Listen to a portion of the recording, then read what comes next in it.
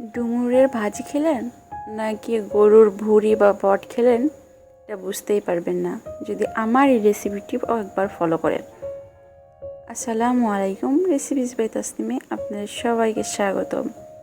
আশা করছি আপনারা সবাই সুস্থ এবং ভালো আছেন। আজকে আমি করেছি ডুমুরের ভাজি, কিন্তু খেতে এতটাই টেস্টি যে আপনি বুঝতে পারবেন না এটা আমি ডুমুর খেলাম নাকি গরুর ভুঁড়ি খেলাম। তার জন্য আমি কড়াই প্রথমে তেল গরম করতে দিয়ে তার মধ্যে পেঁয়াজ, মরিচ এবং কিছুটা লবণ দিয়ে দিলাম। তারপরে এগুলো ব্রাউন কালারের মতো করে ভাজতে হবে। তারপরে একটু ভাজা হয়ে গেলে এর মধ্যে আমি কিছু বাটা মশলা দিয়ে দিচ্ছি। এর মধ্যে আছে পেঁয়াজ, রসুন, আদা এবং গোটা মশলার পেস্ট। এগুলো খুব ভালোভাবে কষিয়ে নিতে হবে। একটু পানি দিয়ে নিলাম কারণ যাতে পুড়ে না যায়।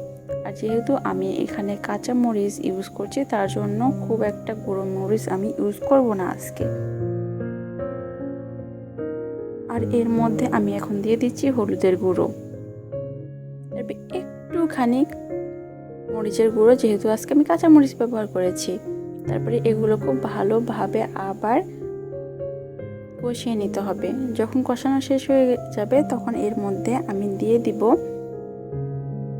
তেজপাতা এবং কিছু লবঙ্গ।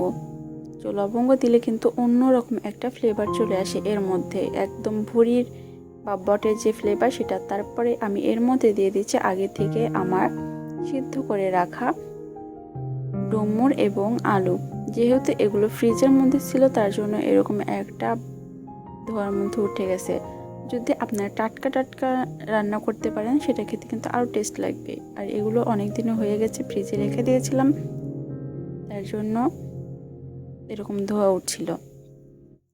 তারপর ডুমুরগুলো দেওয়ার পর কিছুক্ষণ কষানোর পরে আমি পানি দিয়ে দিলাম। আর এটা কিছুক্ষণের জন্য আমি রান্না করতে দিয়ে দিলাম। যখন আমি এটা বাসায় একবার রান্না করেছিলাম তখন আমার স্টুডেন্টরা পড়তে এসে এটা একটা সুঘ্রাণ পাচ্ছিল। তখন ওরা বলছিল, আজকে কি বাসায় ভুঁড়ি রান্না করেছো? আমি বললাম যে কই না তো। বলছে না, মিথ্যা কথা বলছো কেন, অবশ্যই তুমি ভুঁড়ি রান্না করছো। পরে বললাম ঠিক আছে তোরা খেয়ে দেখ। ওদেরকে খেতে দিয়েছি। ওরা খাওয়ার পরও বলতে পারেনি যে তারা ডুমুর খেয়েছে। তারা সবাই বলেছে না তুমি তো ভুঁড়ি রান্না করেছো, এত বেশি সুঘ্রাণ আসছিল। তারপরে আমি বললাম না, এটা আসলে ভুঁড়ি না, এটা হচ্ছে যে ডুমুর ভাজি। কিন্তু একদম কষা কষা, একদম মনেই হবে না যে আপনি ডুমুরের ভাজি খেলেন। এটা একদম যে ভুঁড়ি যেভাবে রান্না করেন ঠিক সেম প্রসেসে এটা রান্না করতে হবে, তাহলে কিন্তু এর প্রপার যে স্বাদ সেটা পাবেন। আর এটা কিন্তু অনেক বেশি তেল দিয়ে রান্না করতে হবে। যেমন ভুঁড়িতে অনেক বেশি তেল থাকে সেরকম অনেক বেশি তেল দিয়ে এটা রান্না করতে হবে। আর অল্প আঁচে আঁচে রান্না করতে হবে, অনেকটা সময় নিয়ে রান্না করতে হবে। আর আমি যেভাবে রান্না করলাম ঠিক সেইভাবে যদি রান্না করে খেয়ে দেখেন তাহলে দেখবেন যে কতটা টেস্টি হয়।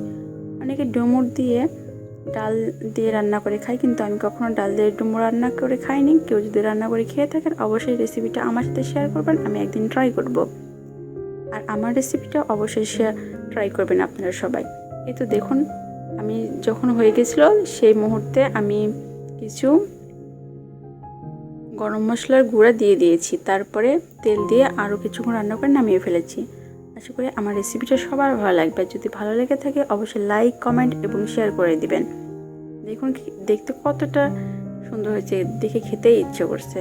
আজকে এই পর্যন্ত। সবাই ভালো থাকবেন, সুস্থ থাকবেন আর আমার জন্য দোয়া করবেন। আল্লাহ হাফেজ।